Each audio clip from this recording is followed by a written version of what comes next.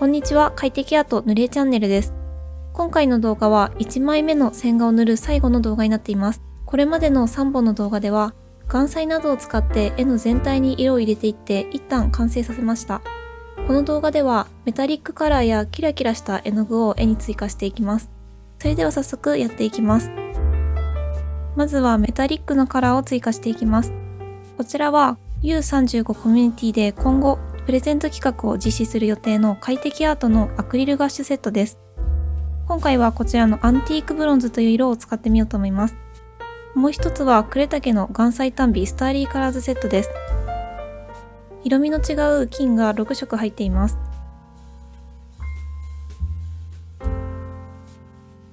ペーパーパレットやいらない紙に絵の具を出して使っていきます。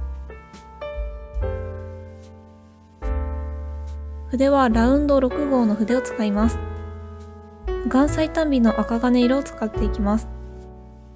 今回はもうすでに彩色してある上に重ねて塗っていく感じにするので、水を加えて薄めの色にしています。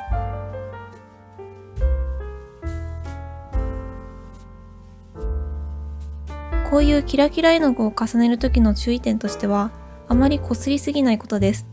何度も同じところを行ったり来たりしていると、せっかく水彩絵の具とかで描いた下の層が取れてしまいます。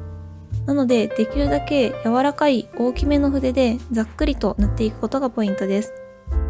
ただ、薄めの色で塗っているところとかは結構紙に絵の具が染み込んで取れにくくなっていますので、濃いめに塗っているところはかなり気をつける感じで私は塗っています。髪飾りのパーツをところどころ塗っていきます。別の色味と組み合わせて塗るので、今回はパーツの半分くらいだけを塗っている感じです。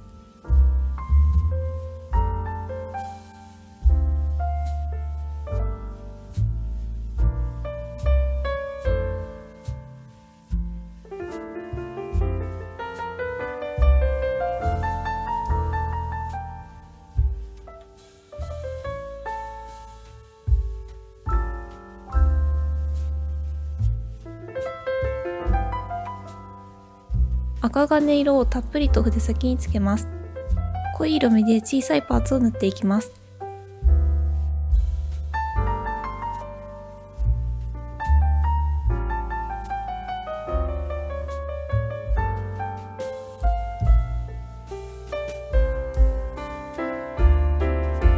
水を加えてうっすら塗る場合は、ラメを追加していく感じなんですけれども、水であまり溶かずに濃い状態で使うと、金の色味がしっかり出ます。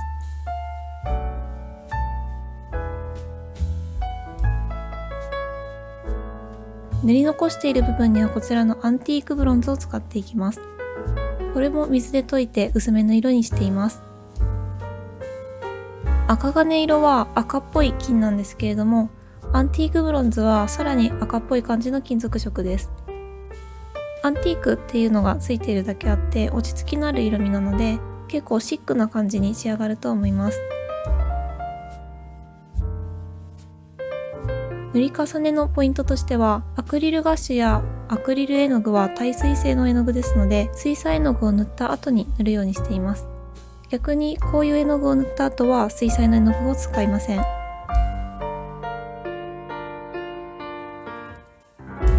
こんな感じで残りの部分に塗りました。首飾りの部分には影になっている方にアンティークブロンズを重ねていきます。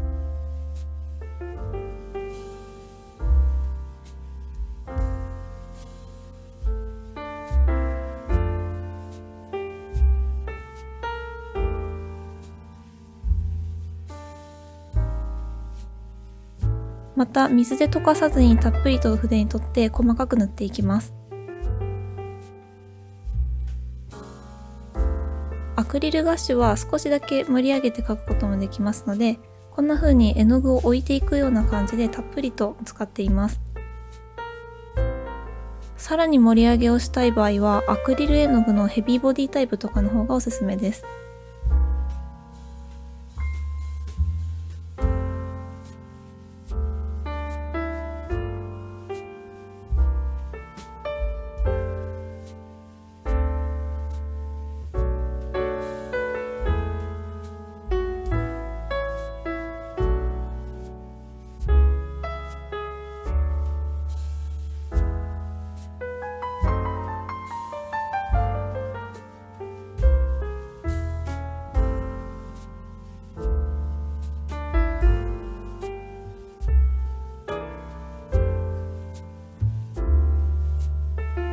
次はホワイトを入れていきます。今回はアクリルガッシュのホワイトを使いますが、こういうペンのホワイトを使ってもいいと思います。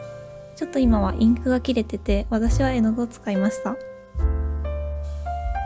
ハイライトを入れるときはちょっとだけ光源の位置を意識します。私は全体的に光が当たっている感じで描いてるんですが、少し光源が顔の向いている方の左の方に寄っているっていう設定にしてますので、球体のハイライトとかはちょっと左寄りに描いています。髪飾りのパーツについては、ハイライトを点々々と少し途切れ途切れにしたりして塗っています。こうすることによって素材のテクスチャーが出てきます。一箇所にポンとハイライトがあるときはつるっとした形、細かく点々々とあるときは少しザラザラしていたりデコボコしているように見えるハイライトになると思います。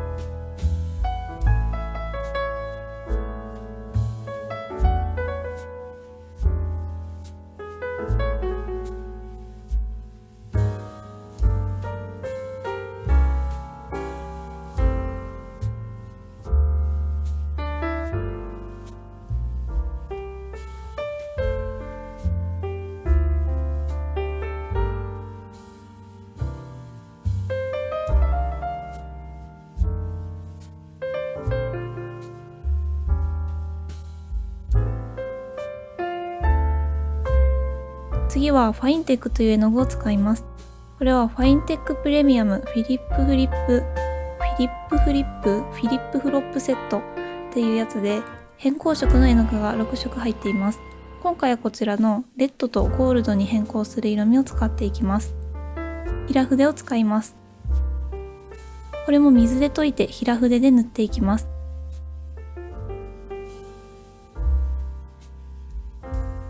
服に塗っていくんですが、これも行ったり来たりをせずに一発でさささっと塗っています。あまり同じところを触ると、こういうところの場合はせっかく作ったにじみとかが取れちゃうので、そのにじみとかはもう二度と同じようにはできないので、ちょっと注意して塗っています。シワを塗る時と同じような方向のタッチで塗っています。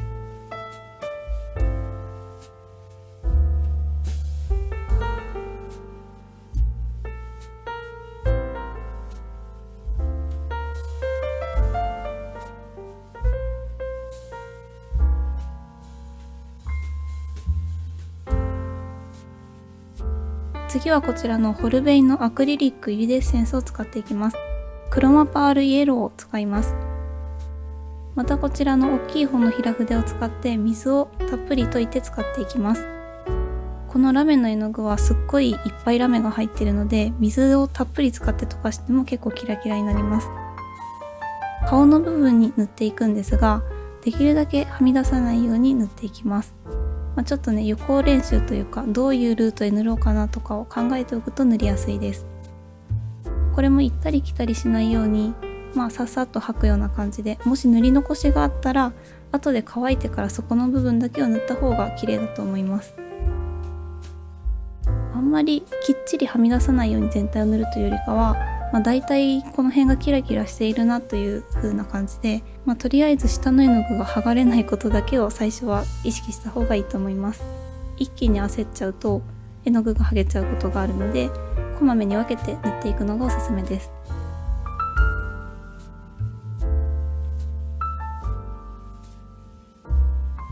あとはこうやって水で薄めて塗ることによって、そのラメが結構うっすらつくので、塗り残しが多少あってもそんなに分かんないことが多いです。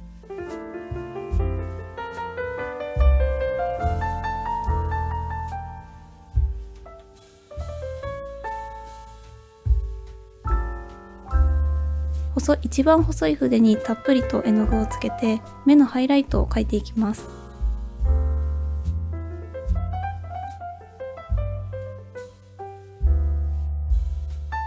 ちょっと目の部分に陰影を描くのを忘れていたので、この紫っぽい影の色で白目の部分に影を入れました。最後にコピックでちょっと色味を調整していきます。影の色味としておすすめなのは T っていうグレーの種類と、あとブルーバイオレットの BV っていう種類とかがおすすめです。できるだけ淡い色の色味を持っておくと重ねることによって多少濃くはできるので、どちらかというと薄めの方の色を持っておくと便利だと思います。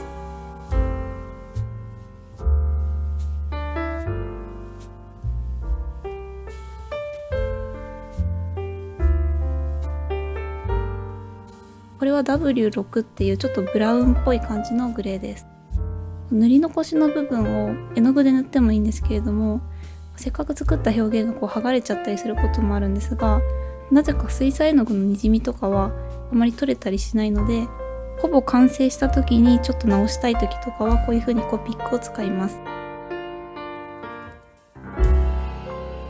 ただ色味が鮮やかなコピックとかは退色してかなり変色することもあると思いますので、私はグレーっぽい色しかとりあえず使わないことにしています。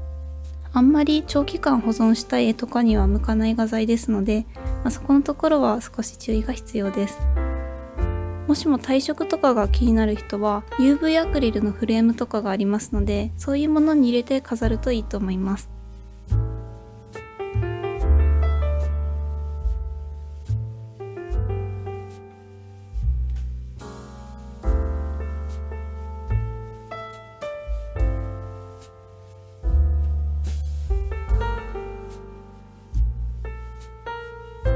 こんな風にちょっと暗いシワを付け足したりするのがすっごい便利です。服のシワなんかは絵の具でやるより最後にこうやってちょっと線を描き入れちゃう方が実は簡単だと思います。ちょっと重ね塗りしたりするのが苦手だなと思う人はコピックもぜひ使ってみてください。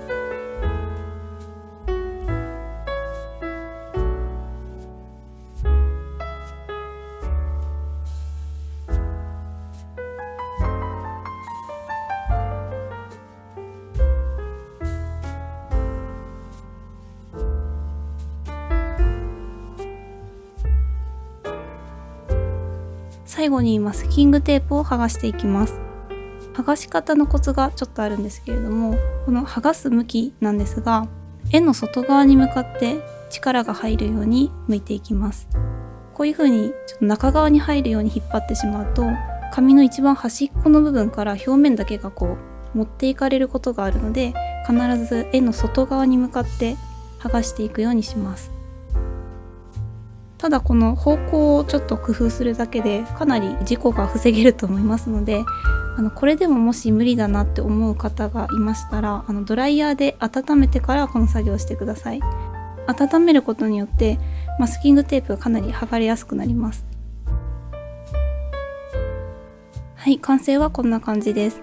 こちら側のキッショの岩彩と絵墨でまず全体を塗りました。そしてこの金属のパーツの部分は呉竹の岩彩とアクリルガシを使っています。服の部分には偏光色の絵の具を使いました。全体的にキラキラさせたいところにはこちらのクロマパールイエローを使っています。出来上がった絵を額に入れてみました。この額は結構奥行きというか厚みのある額なので、本当はここにアクリルパネルがあるんですけれども、今は撮影しづらいので撮っています。こんな感じでお顔のところはキラキラしています。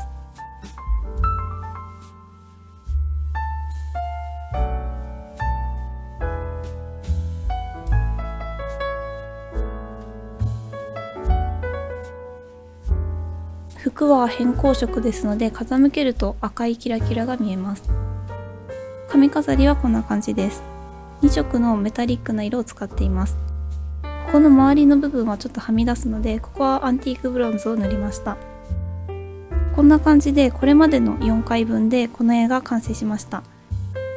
あとさっきちょろっと話したんですけど、また今度ターナーさんのコミュニティサイトである U35 っていうサイトで私がセレクトしたアクリルガッシュとアクリル絵の具のセットのプレゼント企画を実施する予定です。